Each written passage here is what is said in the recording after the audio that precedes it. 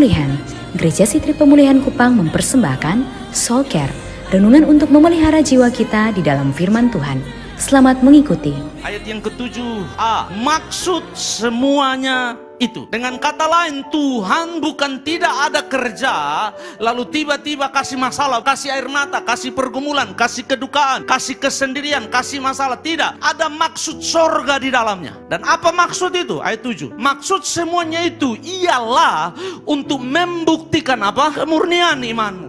Dengan kata lain, ada iman yang tidak murni. Karena ada iman yang tidak murni, maka iman itu harus dimurnikan, harus dibuktikan ini murni atau tidak. Seperti emas, harus diuji ini murni atau tidak. Ada banyak orang ikut Tuhan bukan karena dia cinta Tuhan, dia ikut Tuhan karena ada U di balik B, karena ada maksud-maksud tertentu, ada motivasi-motivasi. Ada orang datang gereja bukan karena memang mau ketemu Tuhan, tapi memang mau ketemu si dia kecil bedanya. Yang Tuhan dia besar, yang ini dia kecil, yang di sudut-sudut sana. Dan hal-hal seperti itu hanya bisa dimurnikan di dalam penderitaan. Nah, kata yang dipakai saya jelaskan kepada saudara, ayat yang ke-7, maksud semuanya itu ialah untuk membuktikan kemurnian. Tujuan penderitaan, tujuan masalah, tujuan air mata, tujuan tantangan.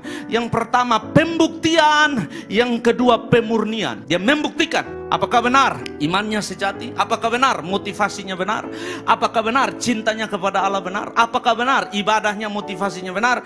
Nah, menarik kata yang dipakai dalam pembuktian, dalam bahasa Yunaninya dokimion, itu punya 3 makna. Makna yang pertama adalah kesetiaan, komitmen, motivasi, dan kemampuan dapat dipercaya yang sudah teruji melewati medan perang. Dan itu khusus bagi prajurit. Waktu seorang prajurit didapati setelah melewati perang, dia tidak lari, dia tidak mundur, dia tetap setia, dia tetap berjuang, dia tetap fight, dia menjaga motivasinya, dia tetap memperjuangkan panggilannya. Dan setelah peperangan dan pertempuran itu, dia tetap berdiri. Prajurit ini disebut dokimion. Terbukti dia dapat dipercaya. Yang kedua, kata dokimion itu diberikan kepada karakter yang sudah teruji, karakter yang sudah terbukti melalui pengalaman. Setelah saudara bersahabat dengan seseorang, setelah waktu berjalan dengan seseorang, saudara akhirnya bisa berkata